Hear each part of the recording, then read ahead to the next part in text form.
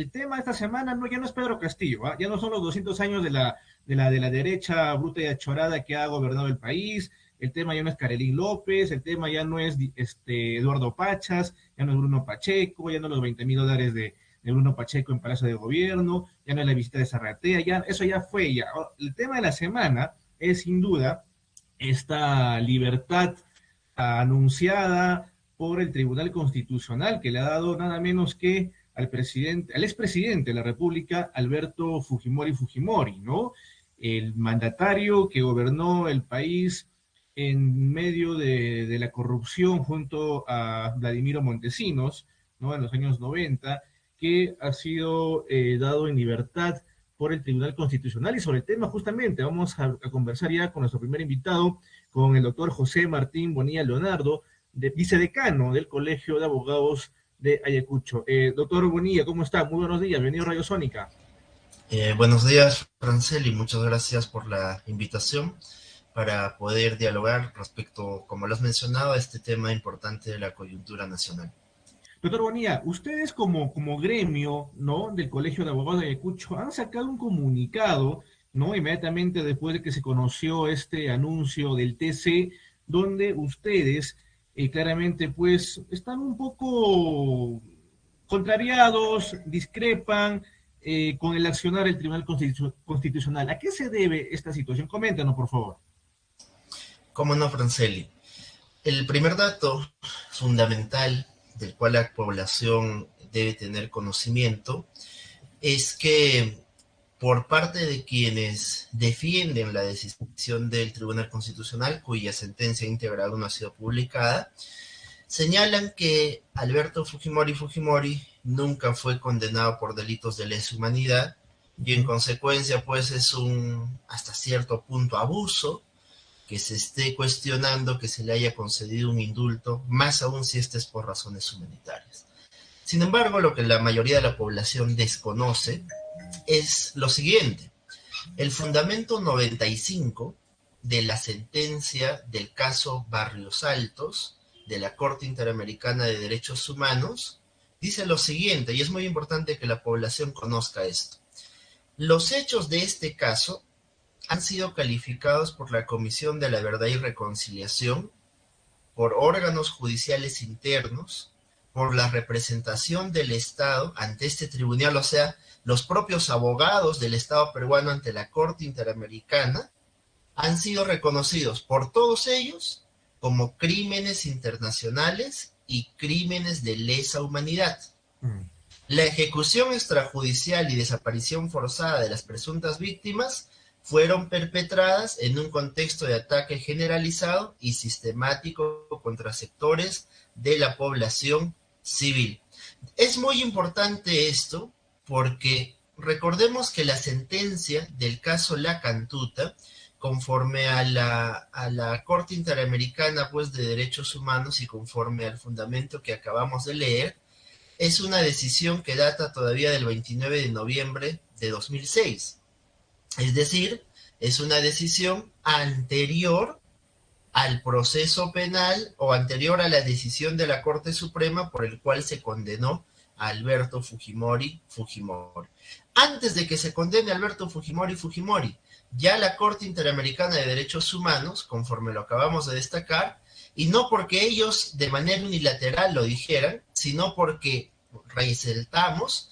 fue el propio Estado peruano el que reconoció en el marco de este proceso internacional que los hechos de La Cantuta eran y debían ser catalogados como crímenes de lesa humanidad.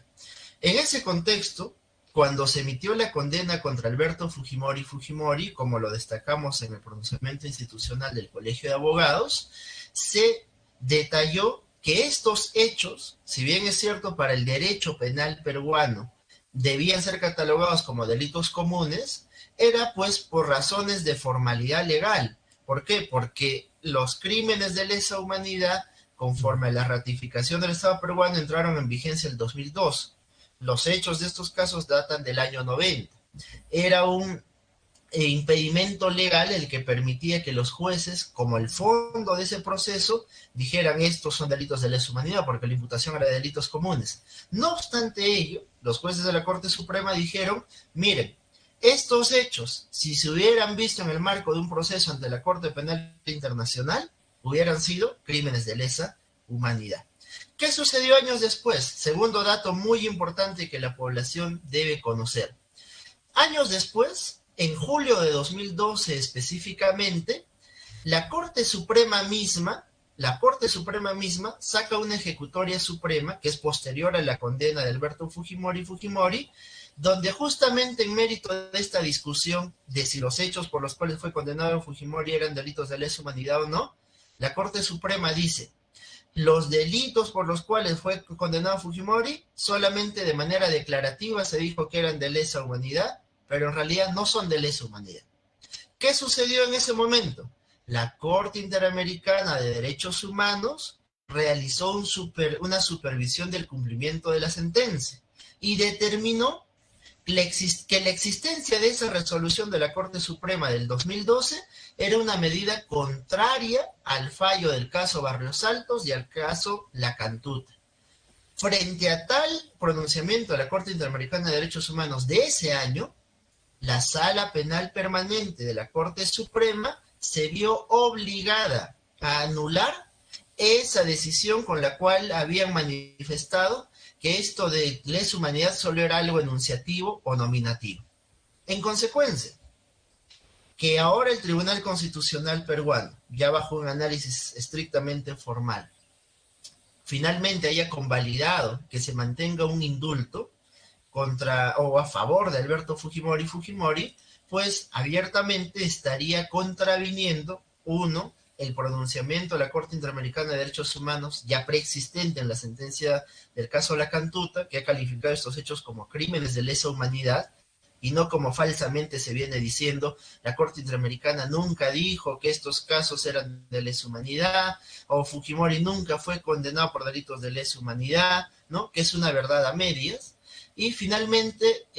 la Corte Interamericana pues ya ha aclarado y le ha dado un plazo al Estado peruano hasta donde conocemos, hasta el 25 de marzo, para que informe respecto al cumplimiento de la sentencia que se ha emitido contra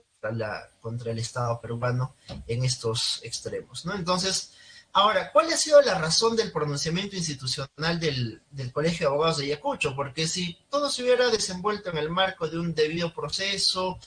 en apariencia, nosotros hubiéramos esperado, pues, probablemente con bastante prudencia, como debería ser, a que se publique el texto íntegro de la sentencia del Tribunal Constitucional y después de allí plantear una posición. Sin embargo, ¿qué es lo que sucedió? El mismo día que se da a conocer que el Tribunal Constitucional había declarado fundada el habeas corpus, lo que sucede es que uno de los propios actuales jueces del Tribunal Constitucional, que es el juez Eloy Espinosa Saldaña, declara para Canal N y dice algo sumamente grave.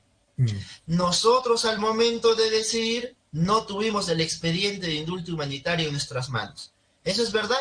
hemos conseguido la copia del expediente que se ha tramitado ante el Tribunal Constitucional y en efecto, dentro de las 62 páginas que conforman este expediente, 62 páginas para un caso de esta magnitud, no obra efectivamente el expediente de indulto humanitario. Entonces, eso da cuenta de algo grave, porque si se está decidiendo si efectivamente, más allá de las formas, en el fondo, hay razones verdaderamente humanitarias para hacer prevalecer este indulto, ¿cómo tomo yo una decisión sin conocer el contenido de ese expediente para emitir un juicio verdaderamente válido respecto a si hay razones humanitarias o no en este caso? Es decir, es tanto como que se ha tomado pues una decisión a ciegas, ¿no? Entonces, eso nos parece verdaderamente alarmante, pues, y al partir de las declaraciones de un propio juez titular del Tribunal Constitucional actual, es lo que determinó que se pudiera emitir un pronunciamiento institucional, ¿no?, en respaldo y resguardo de los derechos humanos que siempre deben estar vigentes en nuestro país. Doctor Bonilla, finalmente, ustedes dentro de su comunicado también han indicado de que, como ya lo has precisado esta mañana en Radio Sónica y en Ensartes, es que decisión es muy cuestionable, puede comprometer la institucionalidad democrática y el respeto de los derechos humanos del Estado peruano. ¿Cuál es el siguiente paso que ustedes van a realizar o están realizando, digamos, tal vez a instancia nacional dentro del gremio de abogados del Perú? Sí, la señora decana del Colegio de Abogados, la doctora Luz Diana Gamboa Castro, en coordinación con la Junta Directiva, no solamente tomó la determinación de sacar ese comunicado institucional, sino que además, en tanto forma parte de la Junta Nacional de Decanos de los Colegios de Abogados del Perú, se cruzó una solicitud formal a efectos de que sea no solamente el Colegio de Abogados de Ayacucho, sino la Junta Nacional de Colegios de Abogados del Perú en pleno, los que cursen una comunicación ante la Corte Interamericana de Derechos Humanos pidiendo que se priorice y se dé celeridad pues a este trámite de supervisión del cumplimiento de las sentencias de los casos Barrios Altos y La Cantuta. Hasta donde tenemos conocimiento, la señora decana nos ha comunicado que esta solicitud ha sido atendida de manera positiva y se ha dispuesto generar o crear una comisión ad hoc dentro de la Junta Nacional de Decanos de los Colegios de Abogados del país, a fin justamente de poder preparar una solicitud formal que se dirigirá a la Corte Interamericana de Derechos Humanos. En este contexto, los familiares de las víctimas de estos casos entendemos que también han solicitado ya una medida anticipada de la supervisión del cumplimiento de la Corte Interamericana de Derechos Humanos, que es, entendemos también, la que ha dado origen a este pronto pronunciamiento de la Corte Interamericana, dándole un plazo al Estado peruano hasta el 25 de marzo para que pues informe respecto al mantenimiento del cumplimiento de estas decisiones internacionales por las cuales el Estado peruano fue condenado, ¿no? Entonces, eso es lo que se ha estado haciendo en el plano interno y eventualmente es probable que o la Junta Nacional de Decanos de Colegios de Abogados del Perú o en última instancia sea el propio Ilustre Colegio de Abogados de Ayacucho el que presentará un informe que se llama Amicus Curiae ante la Corte Interamericana de Derechos Humanos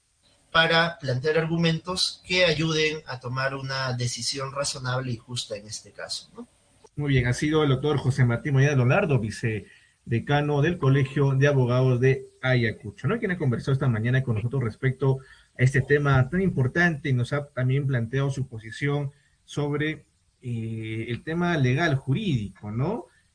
Sobre esta libertad anunciada